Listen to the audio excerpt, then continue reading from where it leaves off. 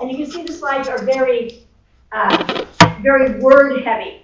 All of it is, oh, we tell this word, and that's that structure, and this word is that structure, and this word is that structure. So it doesn't make it conducive for very exciting lectures when you're just kind of reading the slide and telling you what the thing is. So some of these are, well, the way I'm going to handle today's, I figured we could only handle about an hour of lecture now. I mean, that's about all you probably could sit in and do, even if we have a nice little view out. Oh, but yeah, I guess we can't look out the window, huh? What was this one? Because it's just us. 9. Oh, you'll find out when you get it back. Oh, that one's on Facebook. Yeah. You'll find out. Yeah, what did you letter? It is what it is. You'll find out when I tell you. Yes. You got it. Okay, so we'll start with this. So is this, do you like to get this back, or is this irritating, or, because you don't really get any feedback now. If you want to discuss a question, we're not going to discuss it. So sometimes that's irritating to students. Or are you going to mark the right answer on it when you correct it? I'm sorry, do I mark the right? Yeah. And when you correct them, like, are we gonna be able to see what the right answer was if we got it wrong? You do get them back, but then you have to return them. It's kind of a policy that the quizzes and stuff don't stay out. I'm not sure. So will you know what you missed? No, like, we don't know the correct answer to the one we Oh, got okay, wrong. yes. When I mark them, I mark through what you did and I circle what you should have had. Okay. Yeah. So when we get them back, we're only able to look at them, not Yes. take them home. Yes. Oh, you can take them home for a day and then bring them back. Yeah, but Oh. I need to have them. Yeah. We'll I'm take not sure them. why the policy's We'll like take them that. back then. Pardon me? We'll take them back then, just for that day. Yeah, you can take over, the students last time, they just looked at them and then they just handed them back to me. Will we get the right answers back before the midterm? You'll get this back on Thursday. I'm hoping I can grade it, because it should be pretty quick. And again, what I do is I slash through the wrong answer and then I circle the right answer. And some of these, like these, it looks like it's free response, but it wasn't. I gave you choices and you circled the choice. So I would slash through the wrong choice if you made it, and I would circle the right choice. Yes? Do we need Scantrons for our quiz tomorrow, or is it the same format? It's the same format, but it's some little bit more that you have to do. Maybe some more math or some things like that. So a Scantron wouldn't be the best.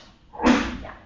Bless you. All right? Is that okay? Because if it was a Scantron, then usually I would just give the Scantron back to you and you don't get all this part. So, I don't know. I'm not a multiple choice kind of a person, but this was kind of what this first. If you want to make the change, we're all cool with it. I'm sorry? If you want to make the change, we're all cool with it. Well, I'm good at, I kind of get instructions. This is what we do. This is the rigor and blah, blah, blah. So I kind of turned it in and said, is this rigorous enough for you? So anyway, yeah, I tried. Pardon me? So did you feel it was rigorous then? Yeah. No. Okay, good, yeah. Plenty. I mean, if you all get really good grades, that's good, because I want you to feel it's rigorous and that you got a good grade, but I don't want you to feel that, okay, I don't have to study next time, this was too easy. No, trust me, we do. No. we're studying. Okay, good. Okay, all right, so anyway, that's, so I will continue to do this. I think I will be able to do this for the lab one also. I'll have the key for you. You'll be sitting in lab, so when we go into lab, there's enough room for us to maybe sit only 3 at a table. And so I like to do that. I don't like to make multiple versions. That's why I had you sit in different spots. Because often when you make a quiz or an exam, you kind of make easier questions at the beginning, and it gets harder. And so if I scramble after that, then it's usually the scrambled one that the students don't do as well on. And by factual, when I've looked at my ones where I've scrambled it, the scrambled one is never quite as well. I mean, maybe it's only a couple points different, but a couple points is a couple points. So I really like to only give one. And so here I can easily separate you, that's not a problem. In lab, if we just maybe have people sit at 3 to a bench thing, and we have plenty to have you sit a couple different places, that's probably what I'll do. So that I can make one version, pass it out, and then that's it. Okay, so that's going to be what's going on in lab tomorrow. Also in lab tomorrow, you already have all your stuff for your pre-labs and your post-labs for that lab. And so we're done. And so I will also, I made myself a note, I will give you the stuff that you have for next Tuesday. So I'll get the pre-labs and the post-lab for next Tuesday. I'll do that at home on Thursday, and then I will bring it to you for Thursday night, and that way you'll have it on Tuesday. Yes? But tomorrow, nothing is technically due in lab, right? I don't know, and this is, you will have results to review, and so you could finish the post-lab then. But I don't know how long, right now, it seems like you guys work pretty fast in lab, but if you don't, and many people are still trying to finish lab at the very last minute, and you know at 9 we gotta be out of there, then you don't really have time to do your post-lab because you're trying to do the lab that day. So you write your results down maybe, but you can't answer all the questions based on those results. So I would say last semester, 50% of the time, people could finish their post-lab by the results because they were, maybe something was incubating or something was happening with their experiment that they did then. So they had half an hour or something like that that they could do it. So we'll just play it by ear. So I don't want to say no, nothing's due. I'll just say we'll kind of play it by ear. After a while, we'll kind of get a feel for how long it takes everybody to read the results, etc. All right, and then the other thing that I'm going to do tonight, like I said, I think we can only handle another hour of lecture. You've had your break, and so what I'm going to do is talk for probably a little less than an hour. And there's a good breaking point for me, but the material is required to be covered. So there is there's a recorded version of this lecture, and so I will post the recorded version. So you'll get the beginning part that I also talk about, and then you'll give the person who has recorded lectures for almost every one of these. And so you'll get that recording, and you'll see where to start for there, or you can listen to the whole thing. I don't remember, I think it's only 43 minutes for the whole thing, and it takes me an hour just to get through half of this. But you'll find they kind of read, they go, oh, and this is this, and there's a picture, and this is this, and there's a picture, and there's this, and there's a picture. But I'm required to go through the entire thing, but I don't want to stay here until 9 o'clock, right? I think we're going to be done. So I will get to a certain point, and then I will tell you that I'll post them, and then you will be responsible for listening to the rest of it. Okay, is that okay? Yep. Yep, okay. Yeah, whenever it gets like this, and it gets, when we just feel this is enough, most of them are recorded so that I can just post the balance that we don't talk about. All right. Let me see, I think that's all. So I made myself a note to post that when I get home. I probably won't do it tonight when I get home, but I'll do it either in the morning or sometime tomorrow. This way.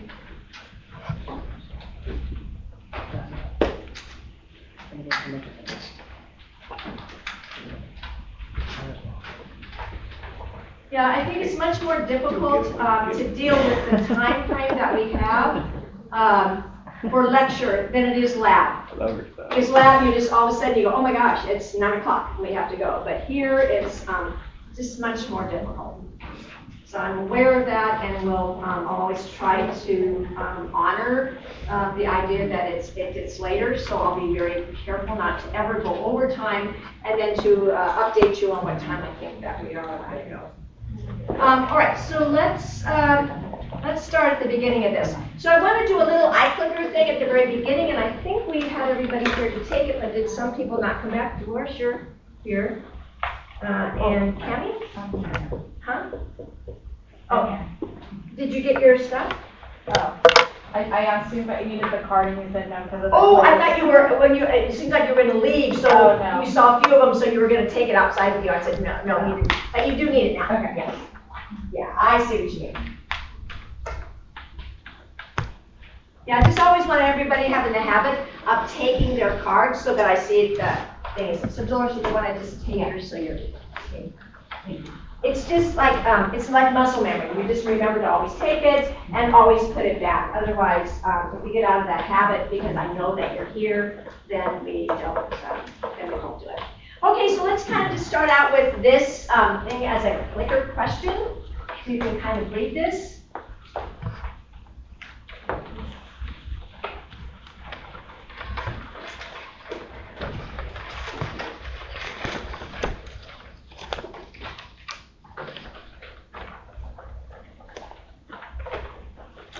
Okay, so you can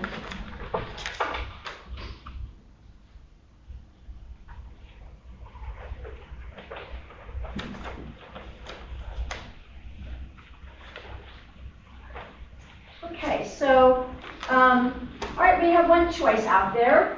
I think you're all kind of right, but let's look and see what they say.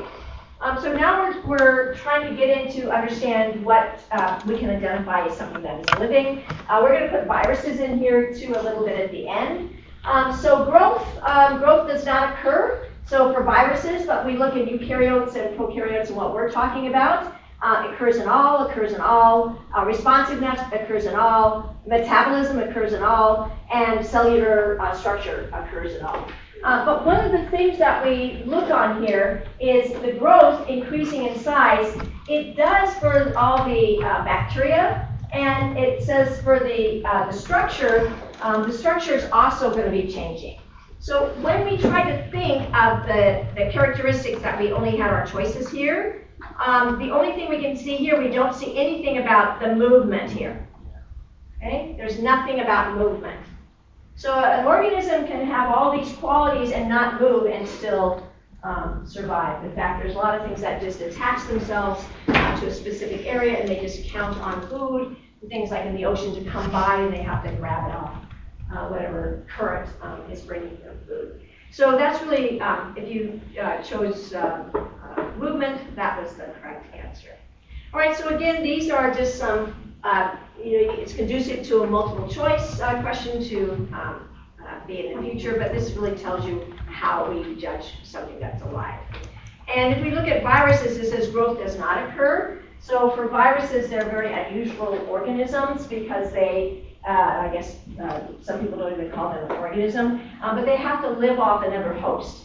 So all they are is just DNA, and they're wrapped in some kind of usually a protein coat around them, and they are they're going to rely on some kind of host to do all the reproduction for them. So viruses are very, very unusual, but they're obviously very dangerous because they rely on a host. So in order to survive, they have to have a host. And these are just some figures that we might have seen in lab. Again, everything for our view is usually through a microscope. Everything that we're looking at is pretty small, 50 micrometers. This is millimeters, so that's pretty big. We could actually see that. But many things that we are seeing that we have to go to a microscopic level. And that means that your microscope skills are very important. We will have a microscope skills test coming up. And the things that I'll tell you is to remember is not only just the microscope that you use, it's being able to find items that you're supposed to find, and also taking it out and putting it back. So all of those little check marks that you have to know, you should go back and review before we have our microscope skills test. Yes? Did you open the chapter 3 lecture? I can't. Open it. You mean like it's... On Canvas. On Canvas? Yeah, you have to download it as a PowerPoint.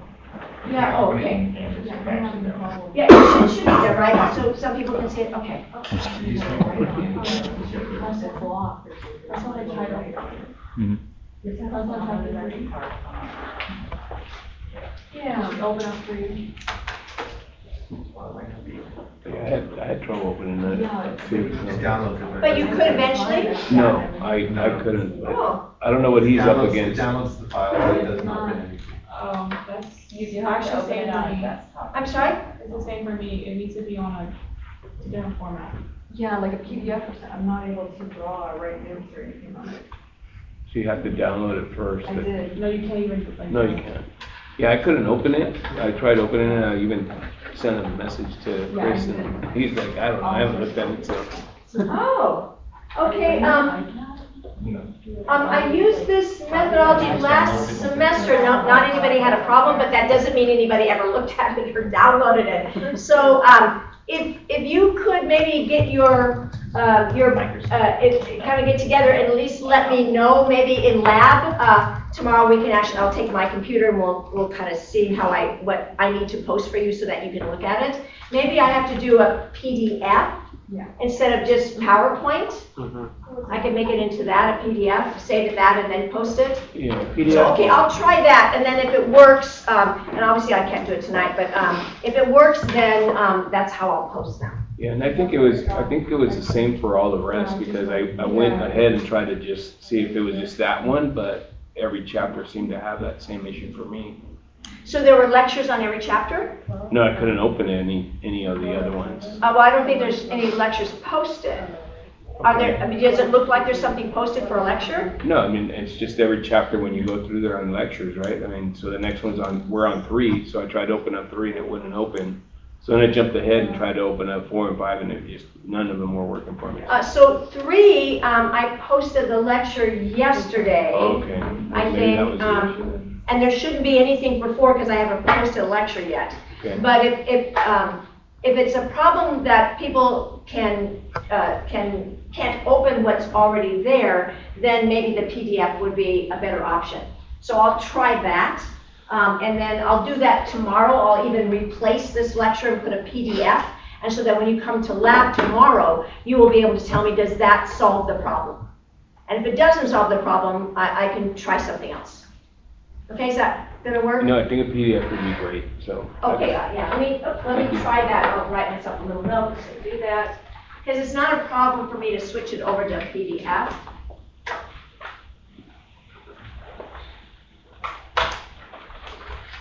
Okay, so I know you just want to stall, so you won't, because we are only going to talk for less than an hour now, maybe just, yeah, less than an hour, and then the rest of it is being posted. Now, I don't know, the other lectures, I don't have any control over them, so I'll release that other lecture, and then you can tell me tomorrow, are you able to open that one?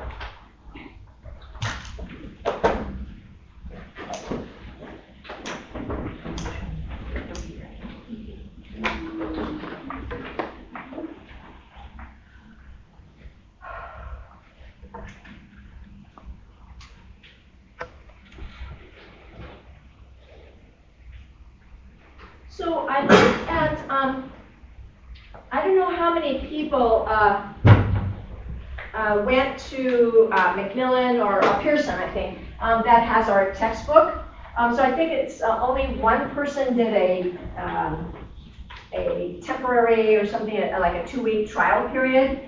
So everyone else, do you have a copy of the textbook, or do you have some kind of microbiology textbook? It doesn't have to be this one. Yes. Oh, I was gonna say, is there like a link posted on your campus page where we could maybe like find the? I think there is. I did it quite a while ago, but yeah, Pearson sent me a, it says how to register or something, and then it tells you can you register for a trial period. Yeah, I didn't follow up on it. I didn't try to register myself because then I get into registering and I'm not supposed to register. But it's there. So if you, if not, any microbiology textbook would do. And the coordinator for the class, I would do the same thing if they required, if he required his students to actually get on to, I think it's called. MyLab Mastering or something, where it's a program where it gives you little lectures, it gives you practice problems, it gives you quizzes, etc. like that. I don't know what the cost is for that, but the college says they really want to make it as least expensive as possible. And it's been his experience, even old textbooks of exactly this author, Bauman, is basically the same. Textbooks, when they change them year after year, change so slightly. So if you get a textbook that is 8 years old, it probably is almost the same as what we have. So you can do that sometimes, like even Amazon for $12 or something, they sell those old used textbooks. So I don't require that you do, but last semester there were a couple of students that were just acing the class. And both of them said that they got onto the Pearson page. And they did the practice quizzes, and they did all kinds of stuff that Pearson did. But that takes a lot of time to take all those. But anyway, I just wanted to make sure that you have some source that you have. The lectures are great, but they're not enough. You need some book to go back on if you want to review something. And they do have that free period, that trial period, but I believe it's only 2 weeks. It's not a very long one. Okay, so anyway, these are just some views of figures that you would have from the text, or as also if you are looking through a microscope. These are always interesting little fact, especially when they give you a little bit of history about how this was taken and sizes of things. So you are also doing the same thing. You are putting down on yours, you're putting your different sizes, but you're saying really where they are. So this is just giving us what the scale is here, so we would have to then come up and kind of come up like here and figure out what it is. But they're just saying this is the scale that this image is shown in.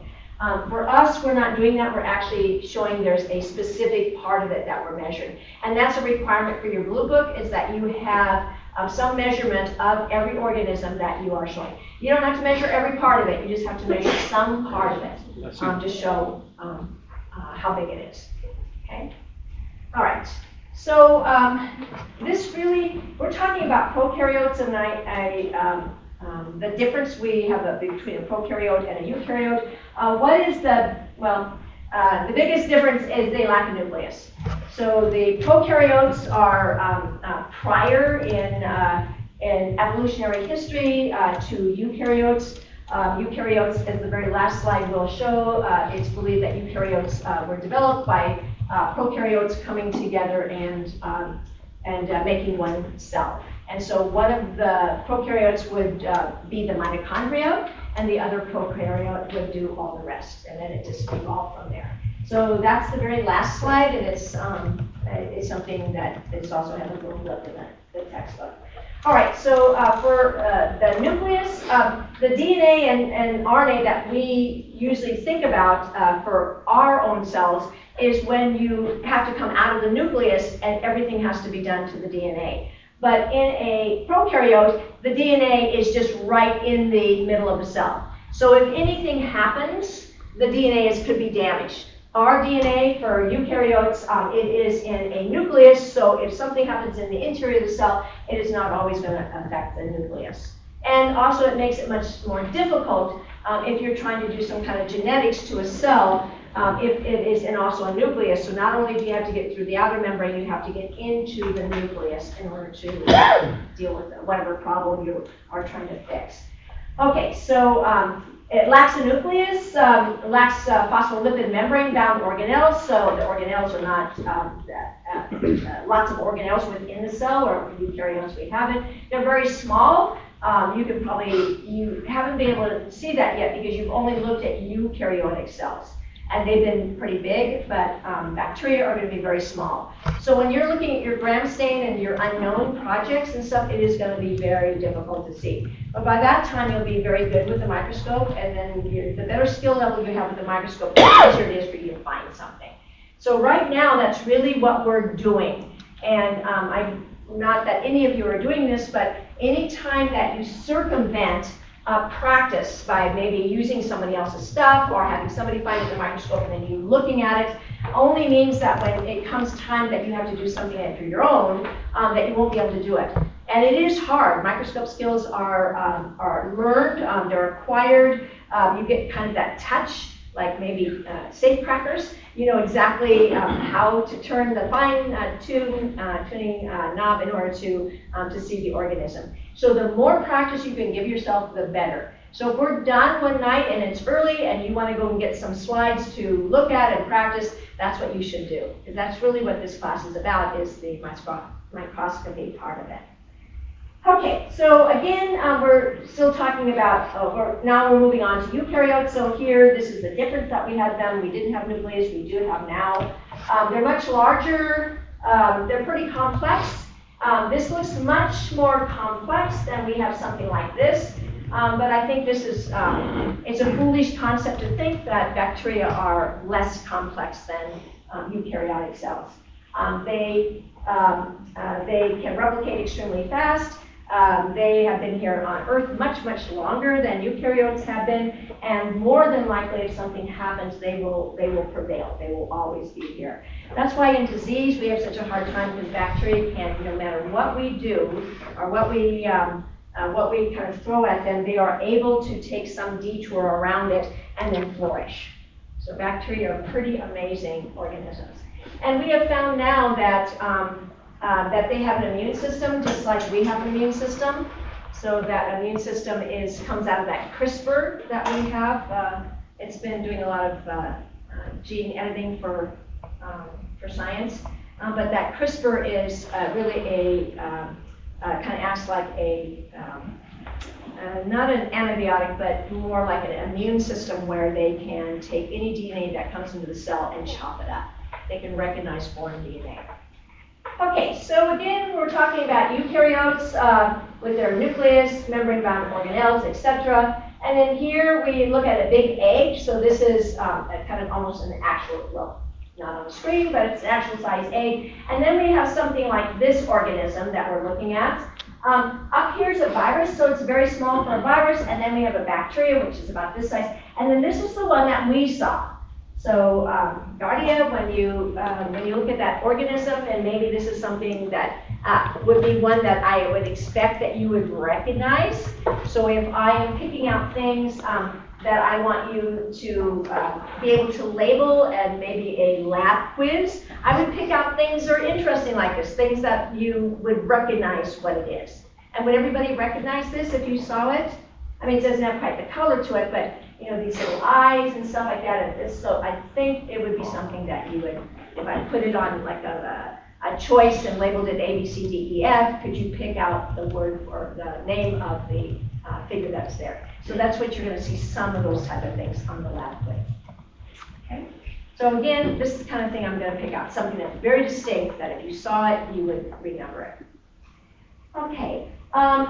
So in prokaryotic cells, so now we're kind of going to prokaryotes, there's two kinds of cells that they have. This is a normal kind of cell that we would see. They're kind of a shape like this, but around that cell they have different coatings.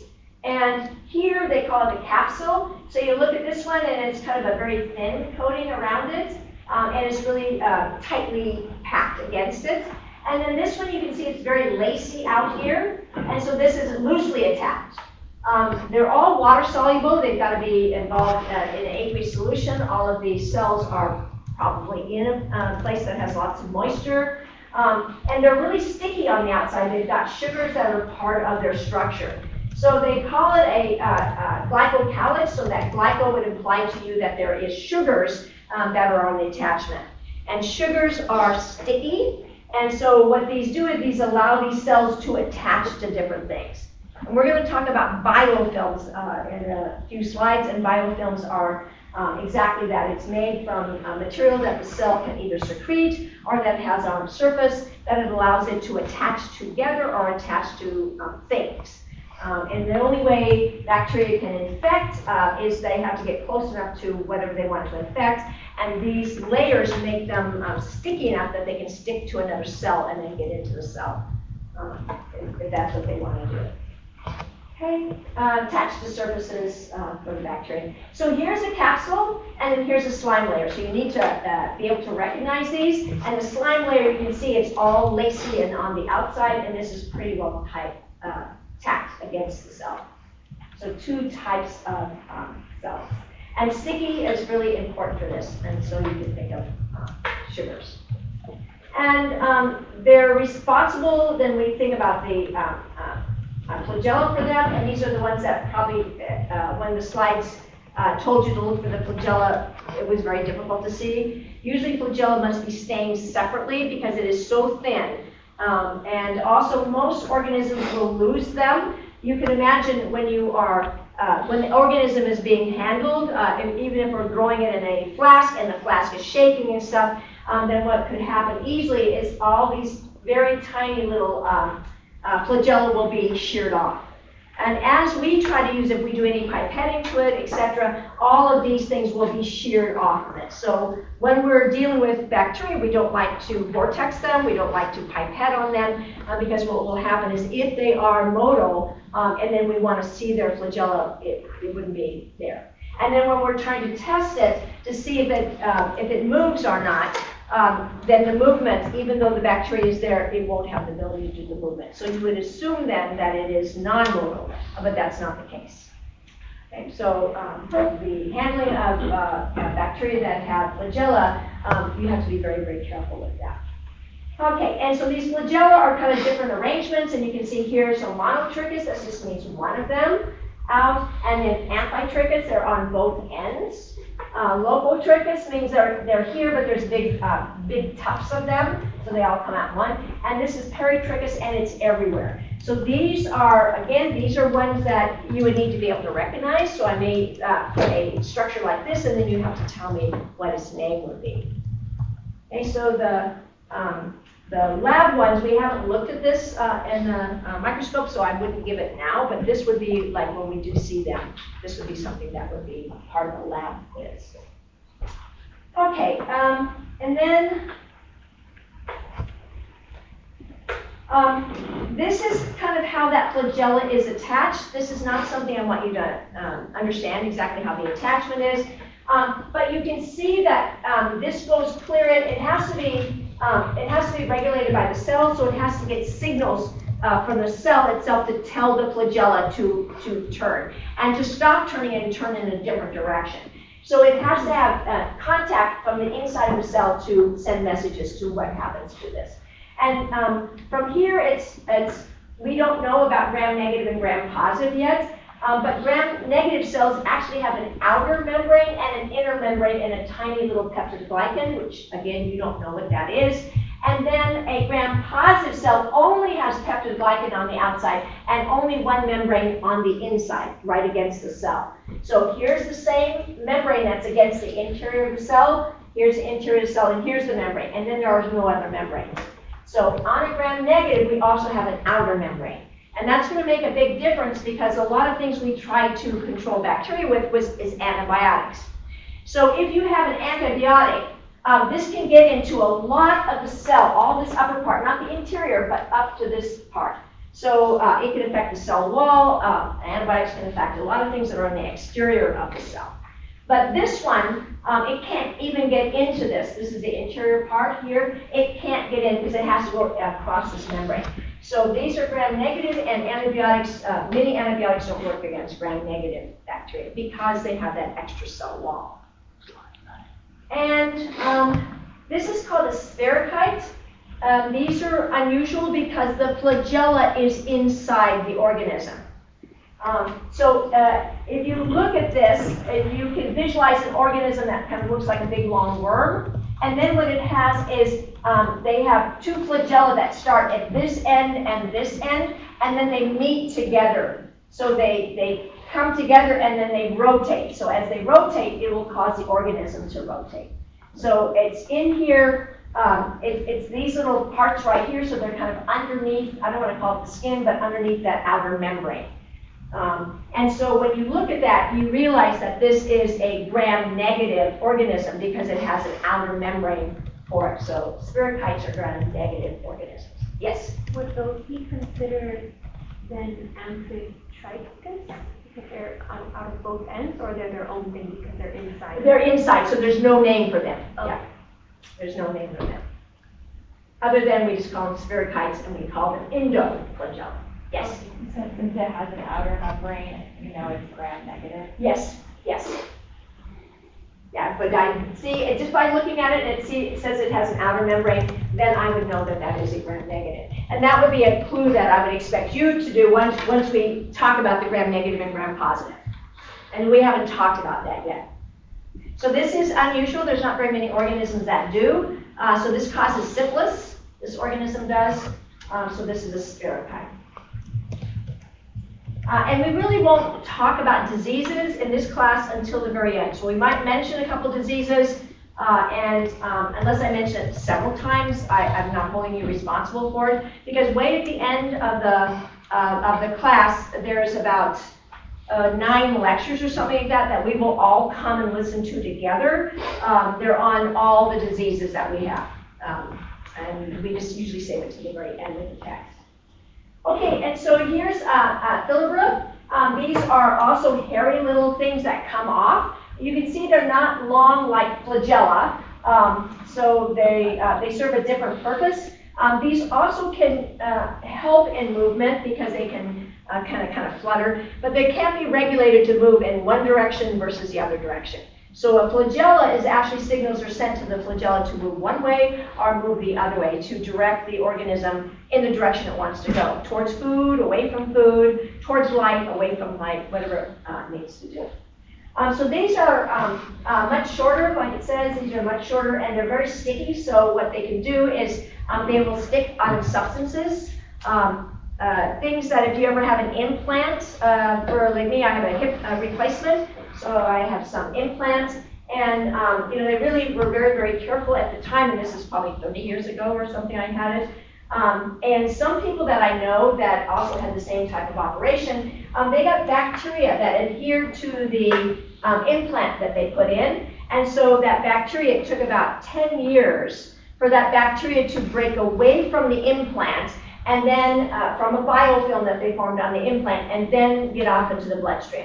So my friend took antibiotics, took care of that infection, and that was great. And then about 3 months later, they came back and they said, I have the same infection again. So I said, you just go back to the doctor. And the doctor said, oh, okay. So they gave the same antibiotic and it didn't work anymore. So then they started making questions, which to me they should have made long ago. Do you have any implants? And so once they had described that they had implants, what they did is they took out the implants then and had to scrape them all off and then put new hip replacement in. So yeah, it's really, it's pretty bad. So same thing with teeth, same thing with any kind of you have things implanted. And I know some of you, do you work in hospitals, some of you? Okay, so I know they really are careful now with IVs and stuff when they put them in. They mark exactly when they put them in, how long they've been there, because biofilms can form very quickly. So those are one prime area that biofilms can form and cause infection. Okay, so biofilms are really important, and there's a little lecture, hopefully we'll get to that today. And they're also very beneficial, so not for us, but for nature in general. So there's lots of things that have biofilms on them that are very helpful. Okay, so there's another part. We have something called a conjugation pili. So this is another word, it's a pili. It's also a long structure that comes off. And that pili, you can see it going across like this.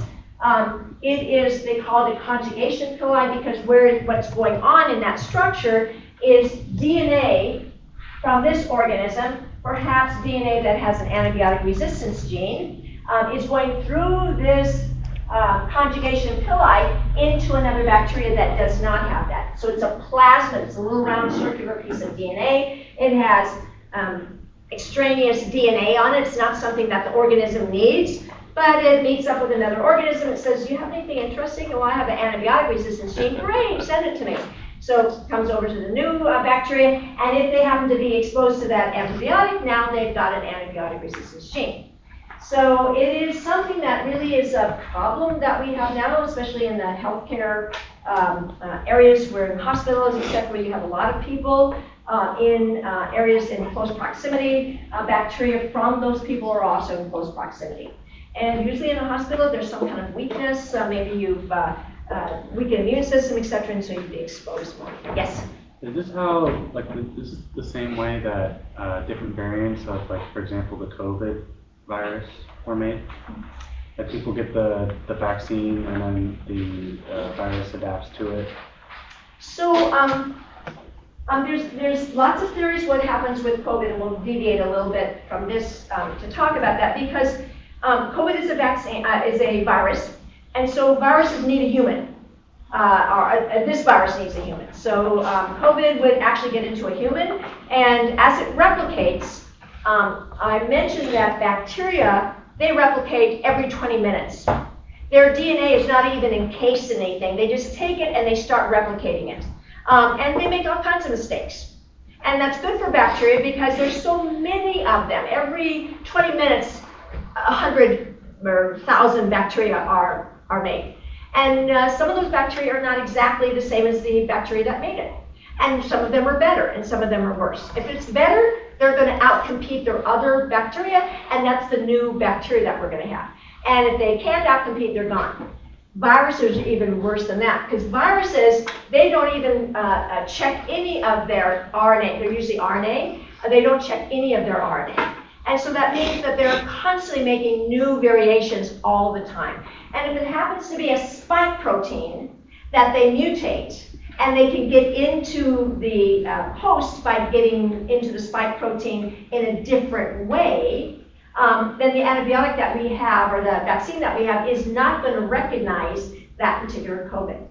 So the big thing on getting vaccines was to help people, but it was not really to save an individual. It was to save society as a whole, because if the COVID keeps mutating by people not being vaccinated and getting it, and maybe they even die, but they get it, and during that period of time, we allow the COVID to have a host. And as soon as it has a host, it has the opportunity to make all kinds of variants. And then those variants are out there. So if we can stop the ability, it can infect somebody, but it can't replicate in that person. If we can do that to stop it, then we can stop the replication of the variants that are coming out. And so that's why we don't see very many variants now. We don't really have that much COVID infecting. So yeah, anytime something is susceptible to mutations, we want to stop that, because a mutation could be a whopper, where it's something that we can't make a vaccine fast enough. So that's kind of the correlation between bacteria. They're much slower at this, but they do mutate all the time. Yes? How do they make like new flu vaccines? Is it the same flu vaccine each year, or are they all different because the flu should be using? The flu does mutate all the time, and that's why we look to the other side of the globe, and we say, oh, okay, what are happening over here? Because that's the flu that we're going to get in 4 months. So they have time to see what it is and how do each of the, because the flu has like, I think it's like six chromosomes, and they all are a little different, and they all do something different. And so they sequence those chromosomes, they go, uh-oh, this is a little different here, so now we have to make the vaccine different for this particular part. And they study all the ones that are there, and then they make the vaccine. And then by the time it gets to us, sometimes it's not very good. But it might be good enough to give your immune system a little boost. So, because you're healthy anyway, so you get that first little thing and you don't feel quite as well, but you know, you're strong enough, you're young enough, and you got a flu shot that was partially good. So that just gave your immune system a little bit more time. If you would just relax for a couple of days, go to sleep, take a lot of fluids, you would be able to get over it because your immune system would kick in. But if you don't have even a backup, your immune system can't keep up. And so the flu starts really replicating, and your immune system's trying and trying. You don't take care of yourself, and next thing you know, the flu's got you. So yeah, the flu is something that does change a lot. But they are able now to kind of project what it will be when we get here, and then it's usually pretty good. But sometimes they announce the flu is only going to be 20% effective. And many people, a lot elderly people will usually get it because even that 20% could help. Younger people say, forget it, I'm not going to get it. Yeah. I don't know how many of you, did you ever get a flu shot? I mean, I never got a flu shot until I got, I don't know, older. And then you go into the grocery store, and the first thing they do is, oh, hi, do you want to get a flu shot? Great. And I go, oh, brother. You know, every time I go in, they ask for some kind of shot for me. They never did that before. And so now I get a flu shot, I get whatever they do. If it's free, I get it. It's going to be good. Except the COVID ones, they make me feel so terrible. I have to get it on a certain day, so I don't have to go to school the next day because I feel lousy. I don't like to feel like that. But I know it's probably important to get it. So. No, I get the pneumonia one.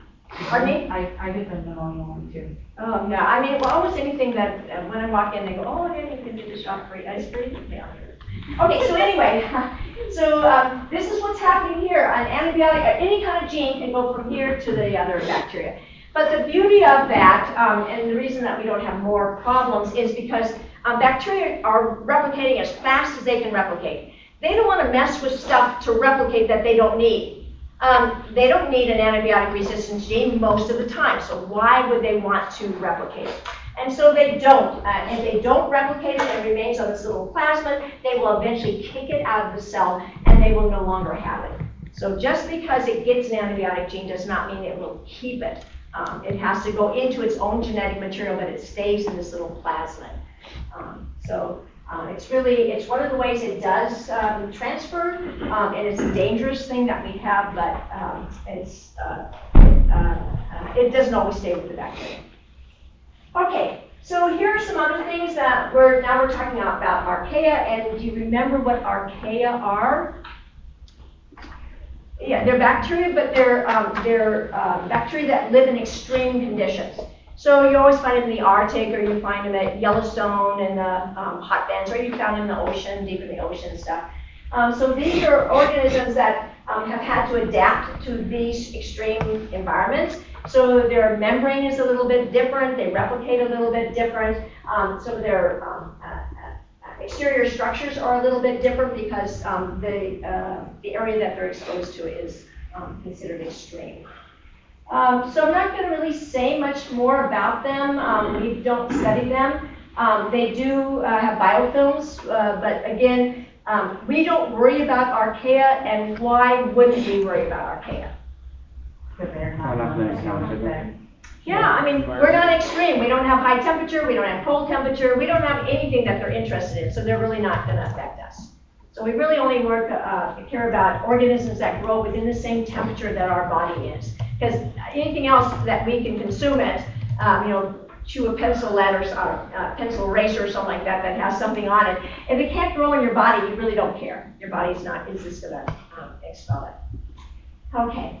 And then these slime molds that we have, these are things that come from these biofilms.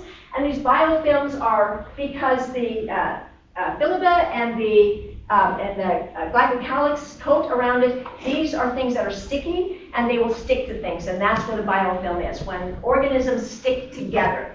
And the more that they stick together, the more they have a safe environment to be able to replicate. So you have a killer immune system, and your immune system can usually sense when there is something in the cell that should not be there. So it senses the type of membrane it has, it senses lots of things. So your body will immediately go and dispense them. So these biofilms will keep bacteria safe within a little area that your immune system can't see. Antibiotics can't get in. So bacteria can be in this biofilm that they make and stay in that and multiply and divide for a long time. Just like I said for my friend that had the implants, it was like 10 years before the bacteria got so condensed in that area that they could not stay in the biofilm anymore, and they left and it got into the bloodstream, and that's the only way they knew an infection was happening. Okay, and then once that happens, the biofilm was already so large that it kept giving off bacteria that were no longer able to fit into the biofilm. This is a statistic that is probably even a little understated. 2/3 of infections are from bacteria that do form biofilms. And it's one of the most protective things for bacteria to avoid your immune system and to avoid any kind of antibiotics.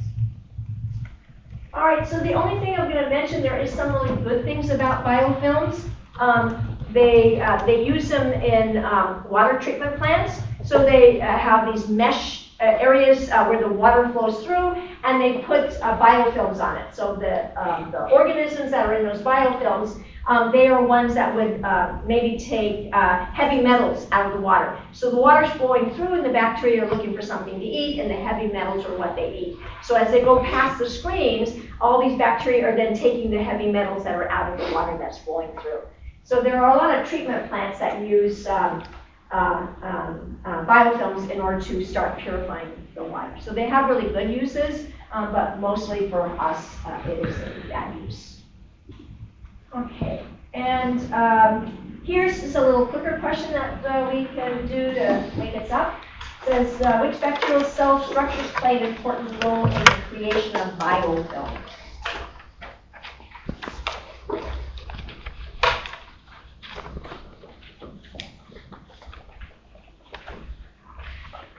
Oh. Okay. So I don't have one to maybe give you a best answer, but you can hold up. Yeah, I didn't realize that. Sorry. Yes, this is a good one, and this is a good one, but we can't. I couldn't put them Yeah, there's no E, but you're right, you could fold up the whole thing. So both of these, why would these be good for making biofilms? Because of stickiness? Sticky, yep, they're both. The glyco here, sugar, so that's what you kind of associate with. And these, as we can see, as they're sticking off like that, they also have like little sugar coatings on them, and they just stick. They have adhesion molecules on them. So those two purely as they stick. So flagella wouldn't help, and pili doesn't. So pili is where our conjugation pili comes from, different structure. Okay, so. All right, so again, now we're going to get into the cell wall. This is one thing I want to cover before we go. So these, we're going to talk about this more in lab. In lab, we'll have a little bit more detail about what the gram-negative and gram-positive cell walls look like. I believe there's some extra credit work that can be done at the Star Center about the gram-positive and gram-negative cells. So anybody that goes over there, I think they have a list of all the 229, Bio 229 extra credits that are allowed. So they can give you a list of them, and then as we go through lectures and stuff like that, you can pick something. If you decide you want to do it, you can pick one of those.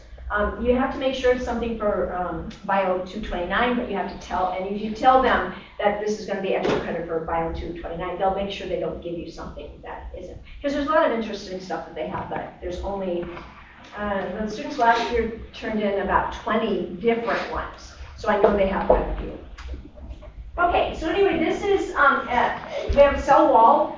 So these organisms, they go through a lot of harsh treatments, and so they do actually have a cell wall around them.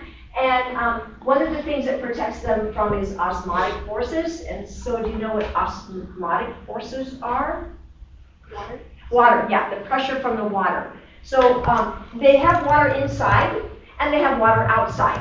And so inside, there's something that water is considered free water when water isn't surrounded by ions. Water is a structure that looks like this. So we have a water molecule, and this oxygen pulls the electrons away. So these are slightly positive here, and this is slightly negative. And so when this water gets in with other ions, then it takes those ions and it kind of surrounds them. If it's a positive ion over here, it'll kind of bind to the water. If it's a negative ion, it'll bind over here. So free water is just plain water. But water that's with ions will be surrounded by other ions. So that water is not free. So if you're trying to balance the free water in outside of the cell and water that's bound to proteins and other stuff inside the cell, it looks like there's more free water outside the cell and less free water inside the cell, so water will try to race in. So it can go through the membrane and it just makes the cell swell up. So what the cell tries to do is it minimizes the binding of the water, or they put it in some kind of a structure like a vacuole inside the cell, so that when the cell looks like it has the same amount of free water inside as it has outside. So then the pressure of water coming in will be balanced. So osmotic pressure is really something important for cells, and we have to be careful. If we put too many salts on the outside, then the water outside the cell will have salts around it. It will look like it has less free water, and the water inside the cell then will flow out. And then the cell will shrink up and die. So when we're culturing the cells, we have to be very careful that we have all the buffers and things in the cell in the media that we give it, so that it doesn't cause this osmotic pressure. Yes? So you're saying the prokaryotic cell walls don't allow that to happen? Or it happens to minimal extent? Oh, they try to minimize it. Yes, they try to minimize it, because the cell wall is like plant cell walls. It's a little barrier. So as the water gets too much on the inside, it pushes out, but it doesn't bust them. Like we have, for our membranes, we have little interlocking membranes like this, and so we can just rip our membranes pretty easily. But bacteria, they have a stronger structure so that they can withstand that pressure on the inside to a certain point. Just like plants do. You pour a plant, goes over like this, and then you put water in it, it goes like this again. So yeah, it can stand having shrinking down, and it also can stand sometimes over water. Okay, for the prokaryotic cells, we have cells that are gram-negative and gram-positive. One of the things, this helps for the shape and it helps for the osmotic forces. Some of these, depending on what kind of cell it is, it's going to hinder the antibiotic drugs getting in. The archaea and the bacteria have two different cell walls, which would make sense because one of them lives in very extreme conditions and one does not. Okay? So cell walls, because in a gram-positive, I showed you most of it, the peptidoglycan cell wall is exposed, and then we have the membrane, and then here's the active part of the bacteria. So the cell wall is all exposed. So if we have antibiotics that affect a cell wall, they can just go right to the bacteria, and there's the cell wall, and they can damage it. And that's usually for gram-positive bacteria. We have lots of antibiotics that hurt gram-positive bacteria. But gram-negative, it comes to the gram-negative, and they end up with a cell wall. And I'll do a couple slides here. So soon I'll show you a slide that will show you how big an antibiotic is. And that big, giant antibiotic has to get through the cell membrane, and it can't make it in. Okay. All right, so these cell walls are always targets for antibiotics. And do you know where antibiotics come from? Penicillin?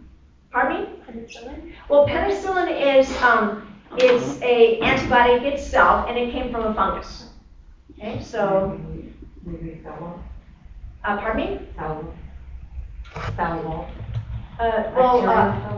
So where does antibiotics actually come from? Where do they originate from? Bacteria. Okay, yes, from bacteria. And so why would bacteria make an antibiotic? To defend itself. So let's say we're all in this room and there's little crumbs of something on the floor and we're all hungry. So wouldn't you do something, you'd kick with your feet, or you would secrete something, or you would do something to get everybody else away from that area so you would be able to get the crumbs of food on the floor. And that's exactly what bacteria do. They secrete things outside themselves to protect their area. Because what can they do? They can't walk away, they can't run, they can't do anything. So they secrete things. And so it was noticed, just like on penicillin, that this organism secreted something to get the bacteria that was growing near it away. And so that's when we said, wow, there could be something that could kill bacteria. And when they started testing and finding different organisms, they usually found it all in the soil. So there was at least in the 30s and 40s, maybe to 45 or 50, they found maybe 25 different antibiotics because they were there for the picking. We'd never looked for antibiotics before. We found it in the soil. So like every week or something like that. Every 5 months or something, they were finding a new antibiotic. But now you never hear about that. I mean, there's no news ever about us finding new antibiotics. We synthesized ones from an old antibiotic we had. We kind of kept it up a little bit, but we're not finding new ones. So we're going to talk about that. That's a major problem. Yeah. Okay. So anyway, cell walls are a target.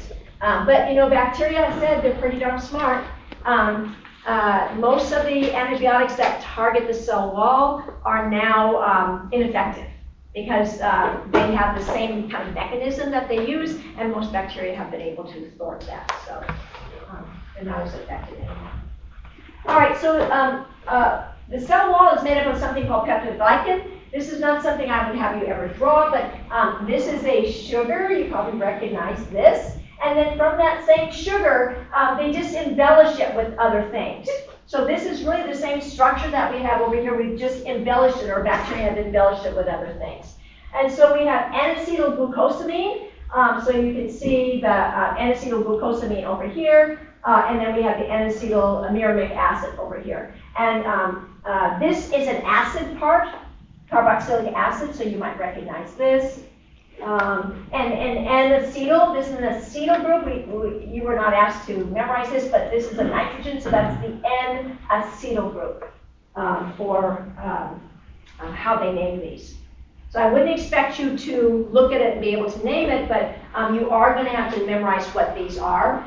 If you use the initials, that's just about as good as actually being able to remember the whole name. But N-acetylglucosamine, N-acetylmuric acid, these are embellishments upon a sugar molecule to make them effective in their cell wall. Okay, so gram-positive and gram-negative use both of this, and what they do is they cross-link them together to make them a very tight cell wall. Oops. Go back. So when they're making their cell wall, let's see if I can go back one more. When they're making their cell wall, they put different components in here. So let me see if it says what this is. Oh, it does. I was going to say, if you could look at this, you would be able to tell that this was a gram-positive cell wall, because here's the interior of the cell down in here, here's the interior membrane, and there's nothing up here. There's no membrane except a whole bunch of peptidoglycan there. And one other thing that this has is this has these teichoic acids up here. So in 2015, they were looking for a new bacteria. So they actually did find a new bacteria in the soil. They had a very unique way of finding it, and we can talk about that some other time. But what they found is that this new antibiotic targeted this teichoic acid. So it latched onto that teichoic acid, and what the teichoic acid does for the cell is it says, I'm a viable cell. So when your body comes to kill off a cell, and this is what would be available, or for bacteria, this would be available for them to say, oh, is this a viable bacteria or not? And if it didn't produce these teichoic acid, or they were damaged in some way, then they would be killed. So that was a great antibiotic. We don't have teichoic acid in our body, so it was a great antibiotic. It was found in 2015. It was the news of the time. And I keep checking, and it's still in trials. It's just amazing that they still have not done anything with this particular antibiotic. But it's an expensive venture. Nobody really wants to back it. It's just going to be an antibiotic, although we know antibiotics are extremely important. So I don't know. I don't know what will ever happen with it. So anyway, this teichoic acid, it's a structure that the cell has. And then when we look at this, we're going to be staining your cells. That's how you're going to tell whether you have a gram-negative or a gram-positive. The bacteria cells, 50-50. 50% are gram-positive, 50% are gram-negative. So when you have a project and you're given an organism and you stain it, that kind of takes the field of possibilities and cuts it down to exactly either gram-positive or gram-negative. And we'll be doing that. You'll have a project for only gram-positive and a project for only gram-negative. So anyway, you could always figure out what your bacteria is, or to start to figure out what it is by staining it and figuring out what color it's going to be. So this gram staining that we're going to do, when you're gram-positive, you're going to always be purple in color. Okay, and Mycobacterium, we talked about this a little bit before. This one causes tuberculosis, and it has this mycoic acid in it.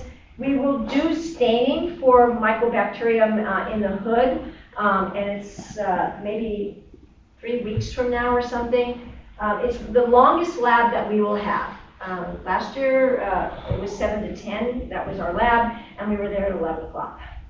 So it was really hard. You have to divide and conquer on a lab like that because not every table could do everything. Yes? When we do that lab, are we going to stay till 10? No.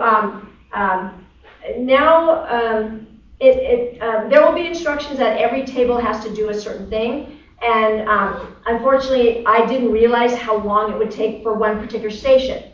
So everybody stayed that for the end. And all of a sudden I said, you guys need to get over here and start this. And they kept dilly-dallying. And all of a sudden when they went to start it, took 8 minutes to heat, take another 10 minutes to do this, 15 minutes to do that. And there was only a hood's only, what, this big? And how many? You got 20 people. And they're all trying to get in there to do their experiment. And it just took forever. So I kept saying about maybe 40 minutes before, probably I should have done it multiple times, or I should have just divided. So you guys go over here and you go over here. But everybody was going along in the protocol they have and what you do next and next and next, and this happened to be the last experiment. So I said, well, it must work, it must, people can wait to the end to do it, and then I started realizing that this is gonna take too long. When the first group went over, and it took about 25 minutes to get done, I go, oh my gosh, everybody here has to take 25 minutes to get done, they're never gonna make it. So then I was like a mad screeching person, go over, do your experiment. And people still didn't do it, they were, but yeah, and the poor cleaning guy, yeah. Yeah, he was standing at the door looking in, and he would go out to the other door, and then he would look in, and oh yeah, it was really sad. So I got a little email the next morning, how was the lab last night? I said, wow, it travels fast, I just got out of bed, and now you're asking what the lab last night. But anyway, so this is something that we will do, and I'll be able to tell you to divide and conquer, and I will have part of your table go and start that experiment for your table, and then bring the results back, and everybody else can do other things. All right, so this will be an experiment we do, and I really have to tell you, we do an awful lot of experiments for a college of this size. UCI, I work there, we do not do these kind of experiments, so you really get a good education here from what they do. All right, and so gram-negative, so this is a gram-negative. You can see we've got our upper membrane here, and we have our lower membrane. So this is just our peptide glycan. It's only a tiny bit of peptide glycan, so it doesn't have as much ability to fight off osmotic pressure. But what it can fight off is antibiotics. Antibiotics can't get through here, so I put a couple antibiotics here to show you the size of them. So this one is vancomycin, I believe, and this one might be penicillin. So you can see how very large they are. It's very hard to get across that membrane. Okay, and thin layer, these phospholipids, proteins, lipopolysaccharides. These lipopolysaccharides, this is something that a eukaryote, our body, would use to recognize that we have a bacterial infection. So lipopolysaccharides, they stick off the cell like this. So these things that you can hardly see in this picture, these little feathery looking things that stick off of the cell, they look like this. The human body recognizes these as lipopolysaccharides. You've probably heard that they have toxic shock. And this toxic shock is when a gram-negative bacteria is killed. And when it's killed, your body is recognizing all these lipopolysaccharides that stick off. If it's one bacteria cell that your body recognizes, it sends out the signal, we're under threat, there's a gram-negative bacteria in the body, let's attack it. But when the bacteria starts to fall apart, and whole bunches of these lipopolysaccharides start separating and getting in the bloodstream, your body thinks, oh my gosh, we have all of these individual bacteria. And so then it starts going overtime. So it starts sending all kinds of cells to those areas. You get a lot of swelling, you go to toxic shock. So this is the part of this lipopolysaccharide. But it is something that is recognized by your body, that it recognizes bacteria cells in the blood. Okay, so bacteria without cell walls, there's not very many. There's just a few that don't have these, that lack them. We don't really talk about them. It doesn't matter. We're not usually infected with them, so it's not something we care about. And there's just a couple more until we get to a good stopping part for us. So again, archaea, we know that their cell walls are going to be different because they have to withstand a lot more things that prokaryotes do. So these gram-positive archaea, they do stain purple, and the gram-negative do stain pink. So we could have an archaea cell that we have, but we really wouldn't know. We don't have any tests that can actually test it.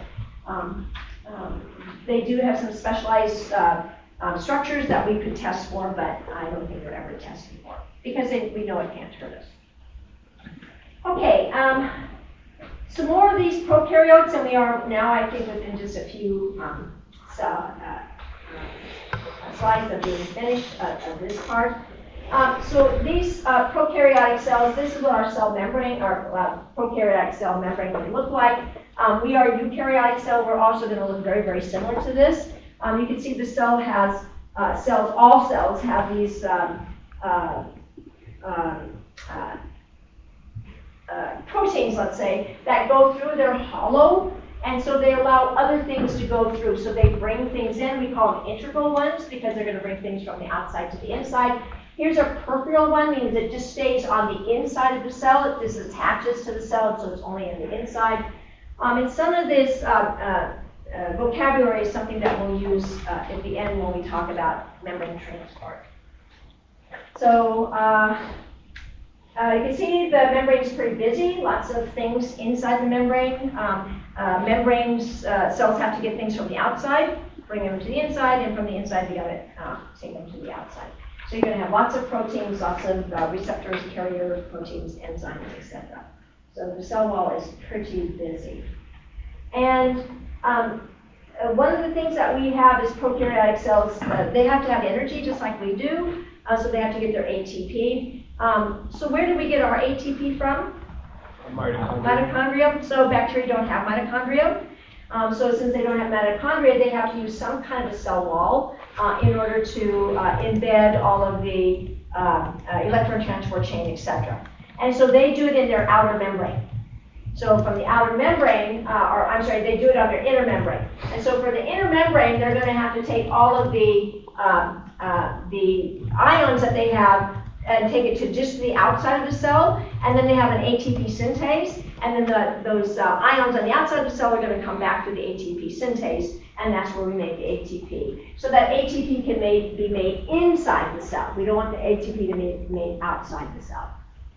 So for ours, we have a mitochondria that's within the cell, and then we make it all within the mitochondria.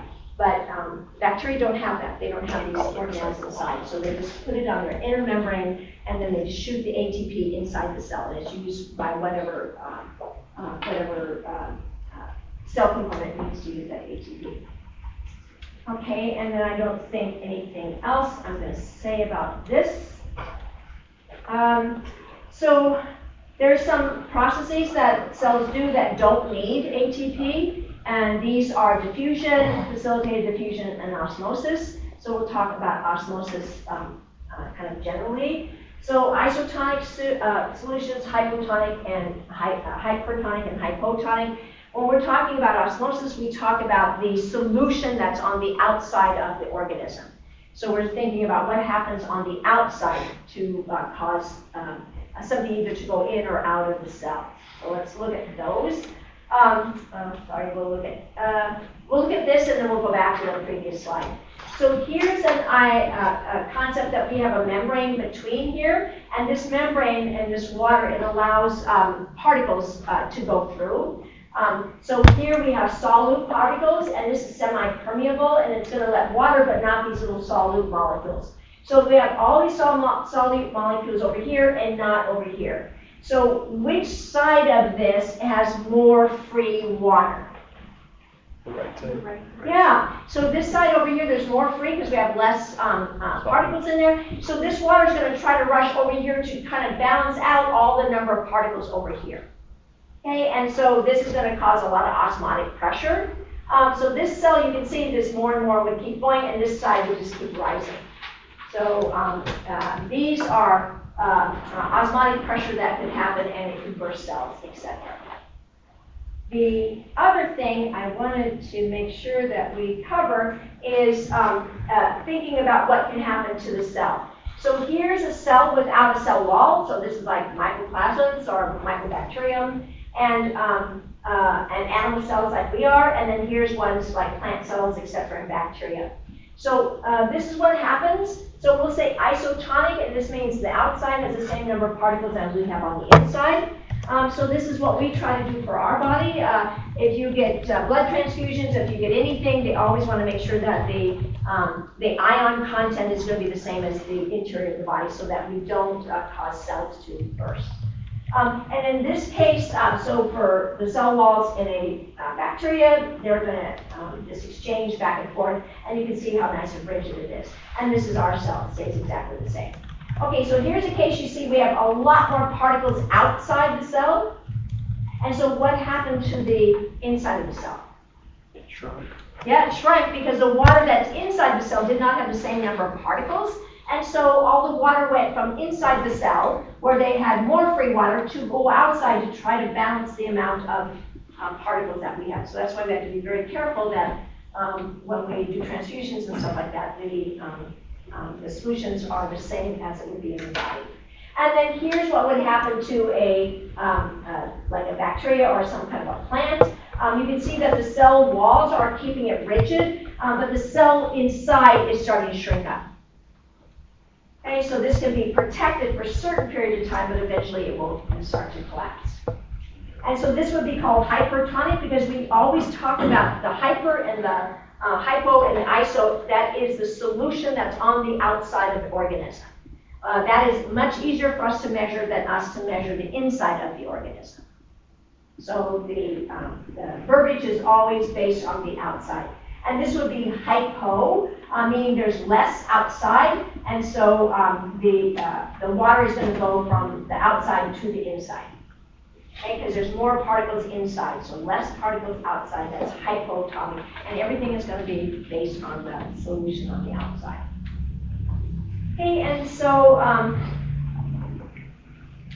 if you are camping and you get a really bad cut on your foot or something and you think there could be a bacterial infection, what can you do? What kind of things that you might have camping that you could put on your open wound to try to keep the bacteria from injuring you? Yes? Alcohol? That probably could work, but how would it work? What mechanism would it use? You just make them drunk or something? Yeah. No, so you use sugars. You use particles. So you take jam or you take something that you have camping and you make a swab of it. So then it just goes over the cut. And what happens is all those bacteria that are in there are going to be in an environment that it has all these particles, all this dense sugar. And so that's going to take all the water from the organisms and have it go out of the cell and go into wherever your cut on your foot is. So it's not foolproof, obviously. Pardon me? I said honey. Yeah, anything like that. Something to make it a different environment outside the cell than is inside the cell, so you draw that liquid out. So we used to do that, and I didn't think anything of it. And beef jerky, the same thing. You know, you eat old beef jerky that was, I don't know, months old, I guess. And nothing ever happens to it. I mean, you could carry it in your backpack, you know, without any wrapper on it. So again, just put it in your backpack, and then you get it out again and just dust it off and eat it. I mean, it's got all kinds of bacteria, I'm sure, on it, but that bacteria is probably dead by then. So beef jerky has so much salt and stuff on it. I'm sure it doesn't kill us, but as little kids, we always ate that kind of stuff. Okay, so let's talk about the next thing that we have. So let's talk about transport. So we have transport that can go in and out of the cell. You saw all those membrane proteins that went across the membrane. That's how we transport things in and out. So we have different ways. We have active transport, and active transport means you have to use ATP. Okay, so active means you have to use something to help it transport across.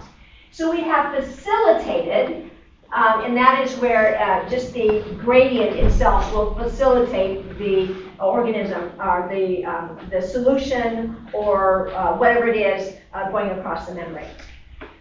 So we have uniport, antiport, and symport. I'm not going to have you do any of these. You just know that active transport, you need ATP, and facilitated, you just use some kind of a gradient to get things across. So we're not going to even cover what these are. And these are just examples. So you have something coming through. This is using ATP, so this would be active transport. Okay, and now because one thing comes in, we have a higher concentration, it can go out. So that would be, you don't have to use ATP for that. So we use ATP to get against the concentration, and now when the concentration got high inside, then it could go out with its concentration gradient. Okay, so that would be facilitated. So we got active over here, and then we had facilitated. And that's the only two things I would want you to differentiate between. And these are, I think, things you would probably recognize. So we're still in prokaryotes. So the cytosol, that's the liquid that's inside. Inclusion bodies these are the ones that are some kind of a structure that include different particles within them. This is something that they only found probably about 25 years ago. They said that bacteria did not have membrane-bound organelles, and they were true, they don't have membrane-bound, but what they had is these inclusion bodies, and the inclusion bodies were proteins. So proteins, blobs of proteins would come along and make like a corral, and inside that would be specific things. So the bacteria did isolate different things within the cell, but they just didn't use lipids like we expected them to do. And then endospores, these are spores. Many bacteria will make spores, and we will also do some tests on bacteria that do. Ribosomes, they have to make proteins, so all bacteria have ribosomes. And cytoskeletal, they have to have some kind of shape, so they have skeletal proteins that help them make their shape. So pretty much like a eukaryote is. And this is probably the last quicker question that we're going to have, is which of the following does bacteria lack?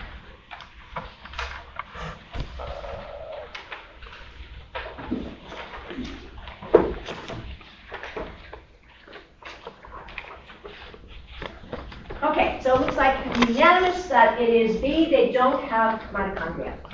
And so where do they do their, where do they put their electron transport chain? Yep, and it's going to be, so we have an outer and an inner one, so you always have to say it's the inner membrane of the bacteria. Because the gram-negative will also have an outer membrane, and that would be useless. The ATP would just be sent into them. So is that what causes their different color? Pardon me? That's what causes the difference in color? Color? Yeah, because one of them stains red. Oh, yes, Stains yeah, purple if we're because- talking about the gram-positive and gram-negative, gram-positive, yes, gram-negative. yes. It's because one has a membrane on the outside and the other has peptidoglycan, and peptidoglycan stains one thing and membrane stains something different. Yeah. I mean, there's a lot more to it than that, but yeah, that's basically it. Okay, so now we're talking about eukaryotic cells, and I don't want to talk about eukaryotic cells, that's us. You've had a lot of background in that. I'm going to have you watch the rest of these, and I think for the number of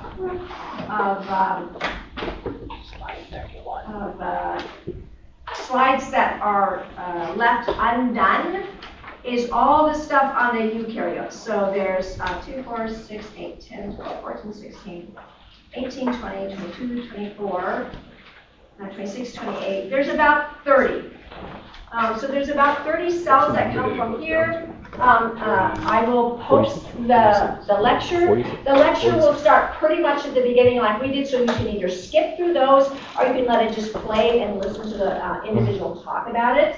And then only when it gets to the part where they start talking about eukaryotic cells, and that's not, I say it's like us, but it's really like what you've been looking at in the microscope. So it's all the fungus and the things that the bigger cells that you've been looking at.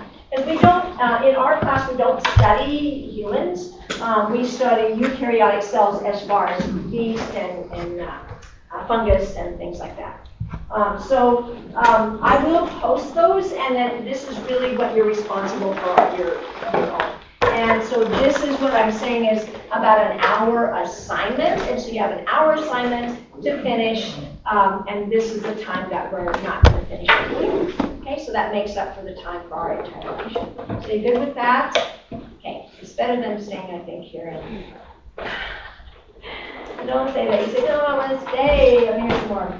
Okay, so turn in your cards. And I have my notes that I'm going to try to put my lecture